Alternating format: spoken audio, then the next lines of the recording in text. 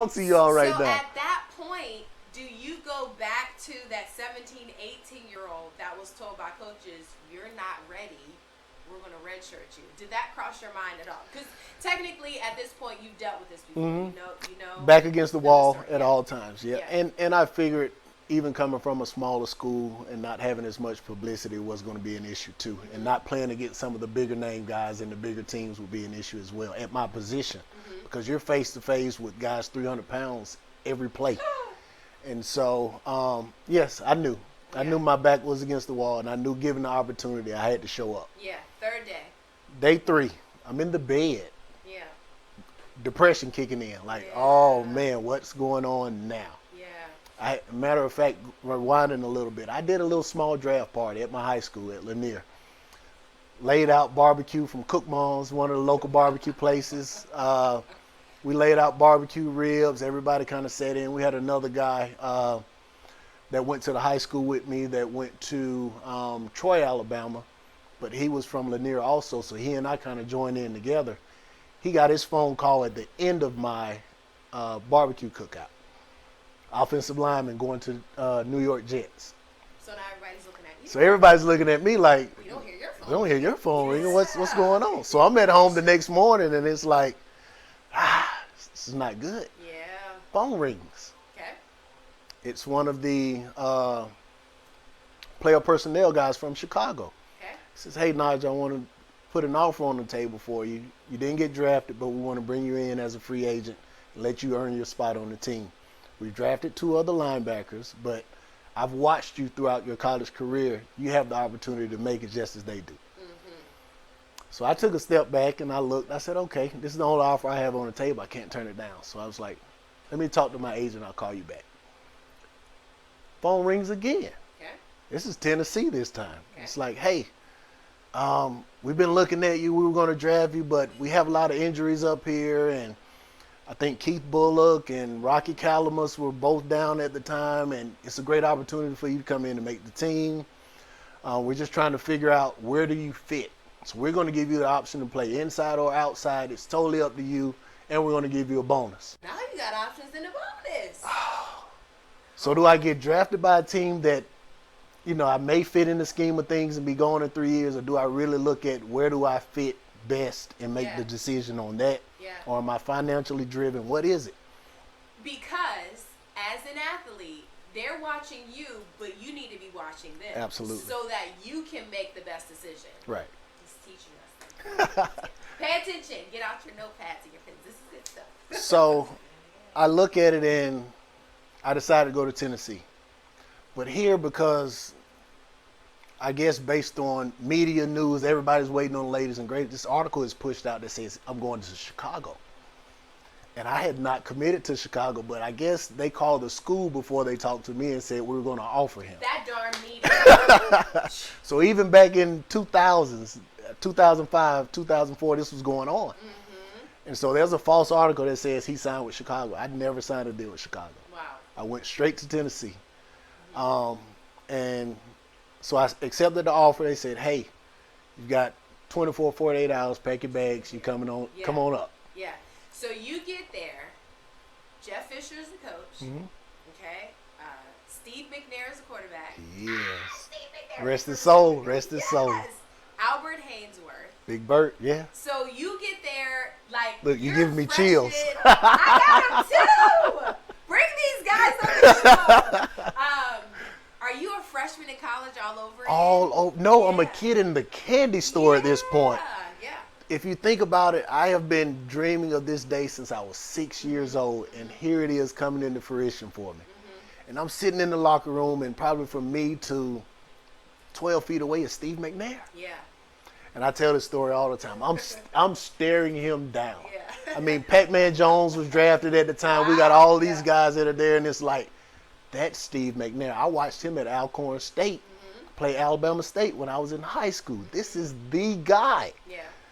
So what do? You give him autographs? Do you ask him, can you go to lunch? Well, I stared at him for about the first 3 days to the point that I came to my locker day 4 and there was his signature card in my locker. He said, hey, Rook, I need you to stop staring at me now. You're one of the guys, just like I am. He's like, welcome to the team. He's like, you got to get used to it. He's like, I know. He's like, trust me, you're not the first, but you're one of the guys now, man. If anything I can do to help, I will. Yeah, so there's your welcome to the NFL rookie moment. Yeah. Wow. So at that point, chills go, ready to get to practice. So talk us through training camp, OTAs, all this stuff that happens. Well, to get a better understanding of the NFL, even when you get to the facility, everything is custom. Your lockers are customized. I mean, you're talking billion-dollar franchises here. Yeah. Everything's custom to you. You go in a fitting room, and it's just like you're getting tailor-made to a suit.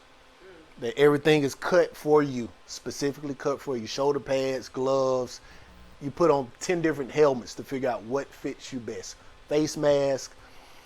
I mean, there's an abundance of resources. Whatever you want, from Gatorade to snacks, all of the above. And I'm like, whoa, I'm finna, back at freshman 15, I'm finna put on some weight again. Yeah. So I'm sitting there and I'm like, I'm really going to enjoy this. I have to soak it up. And they have what they call in between training camp, OTAs. Yeah.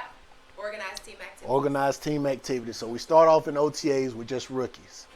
So all the legends go away and it's just rookies for about 2 or 3 weeks.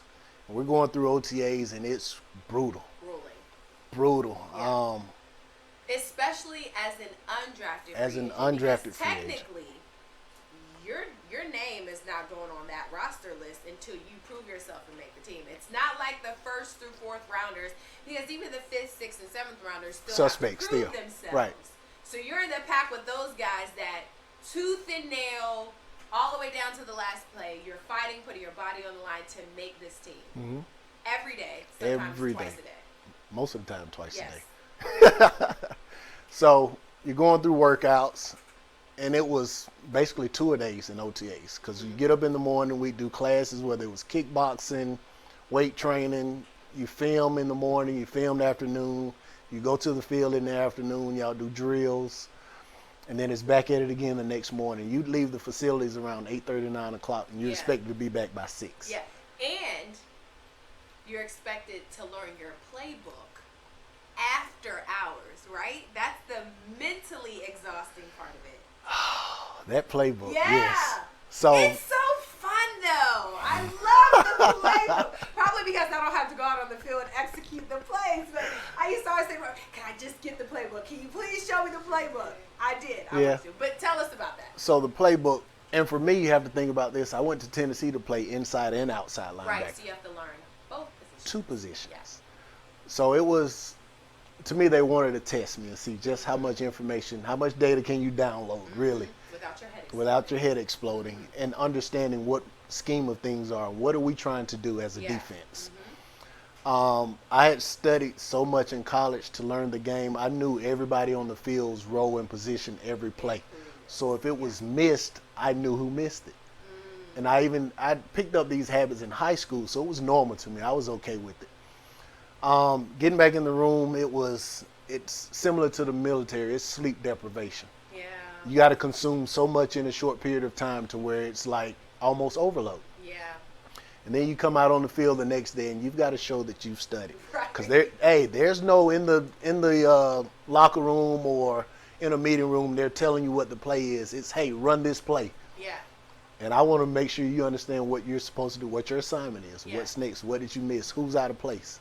So you make it through OTAs to training camp. Now everybody's here, veterans.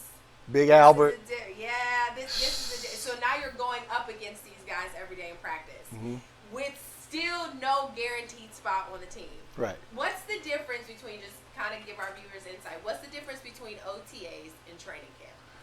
OTAs is more about building your body to the NFL to meet the day-to-day standard in and out grind of being a professional athlete. And you're building the camaraderie within the team so everybody understands who you are, your responsibility as well as theirs. Training camp is more of let's weed out and figure out who's who to understand it's time to start figuring out who's going to make this roster and who's going to contribute to our franchise. Now, question. Okay, because we don't talk about this a lot. We talk about the depression, but we don't talk about the anxiety. When you are going to practice every day, not knowing, because we see it on Hard Knocks, but it's different when you're in the midst of it. not knowing if that guy's going to peek his head around the corner, call you forward, so-and-so coach wants to see you. You're going into practice every day with that anxiety, or are you able to put it aside and play football so you can prove that you deserve to be here? Or is it a mixture of both? You're able to go on the field and prove yourself until you see the first pink slip. So the way they did it then, it was pink slips. Yeah. So you get to your locker and you'd have a little pink slip in there, and you knew that was your flight ticket home. Yeah. So when you saw the first pink slip, you knew it was a reality check, Yeah. and you'd start to see the numbers diminish. Yeah.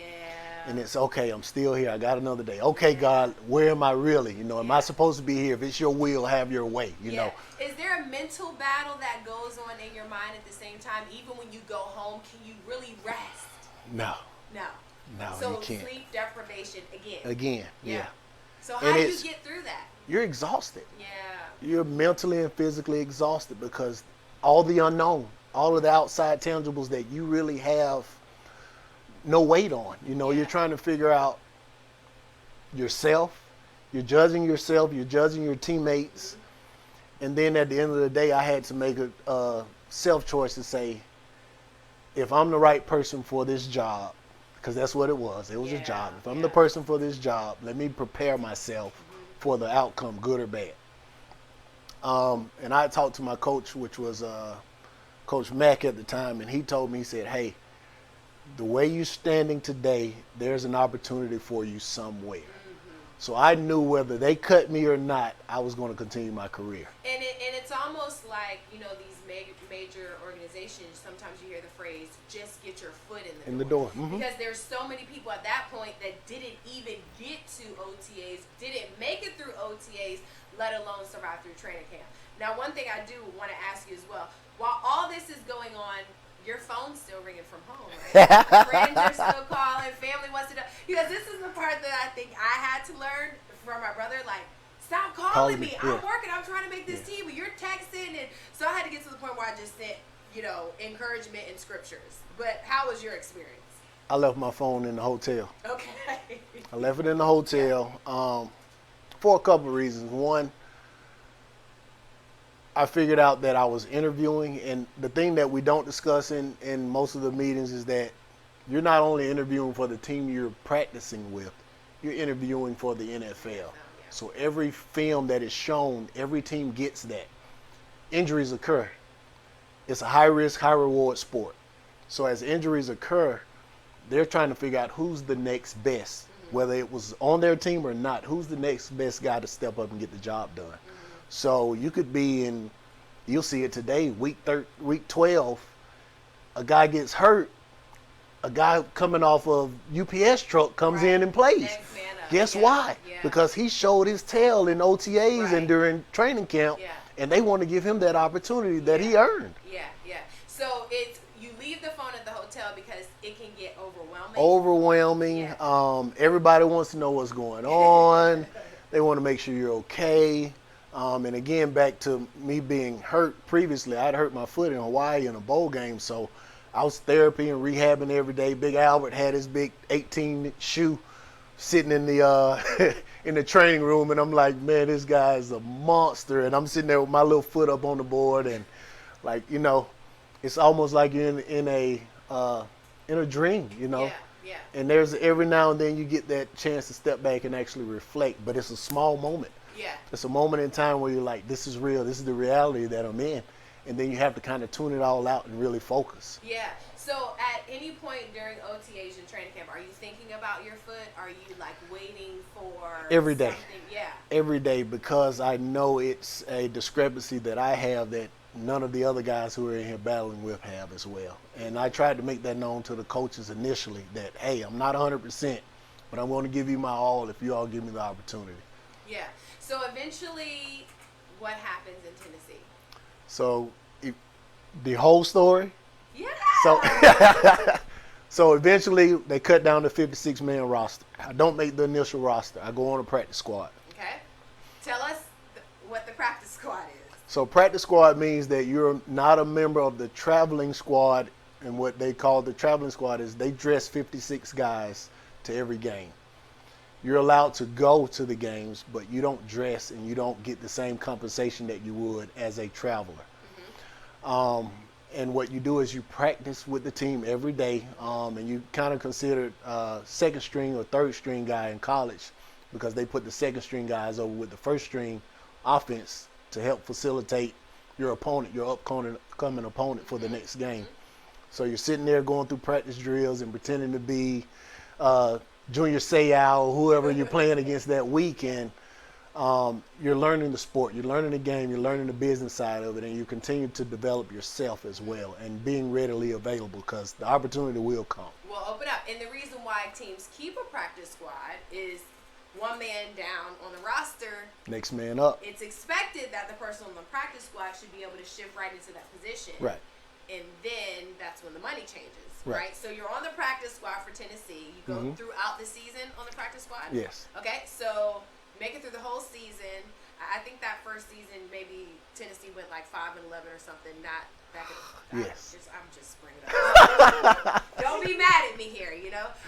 But you got a chance as a linebacker to coach under Jim Schwartz, and we look at him now. Jeff Fisher. Jeff Fisher, but Jeff Fisher. defensive coordinator was Jim Schwartz, correct. Yeah. right? So he's kind of over your side because you're a linebacker. So the benefit of being coached by somebody like him and even Jeff Fisher, you know, you take that with you after you leave the Titans, correct? Right. And so we get into the next year's draft. And again, being a undrafted free agent, you're that much more eligible to change. Right. You're almost back on the board. You're almost back on the board. You really are back on the board again. Yeah. And you're sitting there like, okay, how many linebackers are they going to bring in this year? Right. But you've got a rapport with the team now. Right. They understand your work ethic. They understand you built the camaraderie. Right. The business sees you. You know the scheme. You know the scheme. Plays. Okay. And you get into, okay, where do I stand now with this new roster? And I'm released. Okay. So Pink slip. Phone call, because I was actually out of the facility at the time. It's phone call. Okay. Not from the team, from my agent. So they didn't even have the courtesy to call me at the time and say, hey, we're done. It's just, we're going to call your agent and just say, hey, we're going another route now. Okay. So you get that phone call from your agent. I'm sick. Yeah. Because I'm a planner, so I'm always prior planning. Okay, this is what I'm going to do when I get back. Here's the next thing. I try to plan at least close to a week in advance in anything. And everything changes. It shifts. Now the phone starts ringing from everybody else because my name goes across the board as wavered free agent. And I'm like, hey, you okay? Everything all right? You coming home? I'm like, I'm at home. Yeah. 2.5 weeks later, I get a phone call from Detroit. Okay. Hey, we got an opportunity for you here. We want to bring you in. You'll fight for a position. You're not guaranteed a roster spot, but we're having some injuries with Boss Bailey. Who was the other guy? Earl Holmes, local guy, and we just think you could be a pretty good fit for it just based on your ability to play both inside and outside linebacker. Okay, so the Detroit Lions call you. This is not like the first time around. No. So do you say, hey, let me call my agent. I'm going to call you back. Or do you now, because you know how this can kind of play out, do you take that shot? You take it and run with it. Yeah. You take it and run with it. It was the only thing on the table at the time. I took it. I actually flew up that day because I wanted to meet the team and start from the beginning with them instead of waiting and delaying 48 hours. I'm like, let's get there now. So I get to Detroit, and the best thing to me about Detroit was I had family in Detroit. Awesome.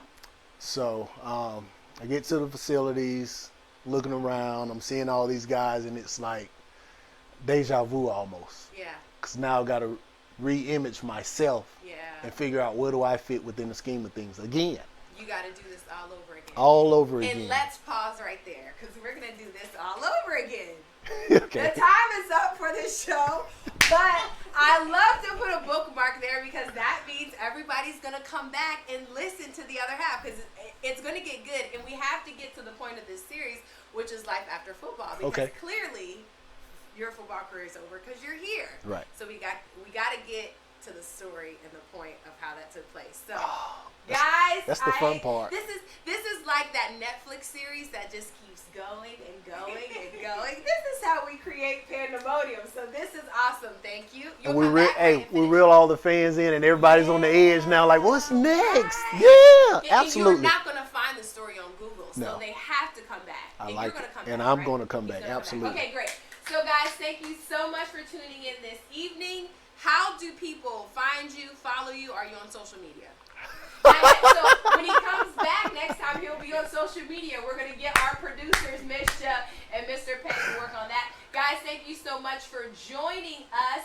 Don't forget you can catch us here every Tuesday live at 6:30 p.m. on 904live.com. You can also follow us on Facebook and YouTube. Our YouTube channel is Get in the Game with Satara J. Don't forget you can follow me on social media on Facebook, Satara Bunch.